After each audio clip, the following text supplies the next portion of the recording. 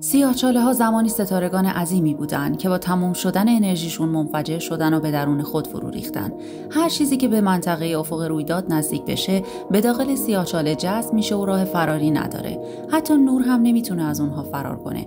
اما تجربه سقوط به درون سیاهچاله چطور خواهد بود؟ طبق نظریه‌ها ورود به سیاهچاله باعث تغییرات عجیب زمانی میشه و دنیای بیرونی مثل فیلمی با دور تند دیده میشه. و با نزدیک شدن به تکینگی گرانشی بدن به شدت کشیده و در نهایت تجزیه میشه. اما برخی نظریه‌ها معتقدن این پایان زندگی نیست، بلکه ممکنه از طریق سفیدچاله‌ها به دنیای دیگه‌ای منتقل بشیم. تئوری‌های دیگه‌ای هم مثل کرمچاله‌ها و کائنات موازی هستن که معتقدن سیاهچاله‌ها میتونن دروازه‌هایی به جهان دیگه باشن.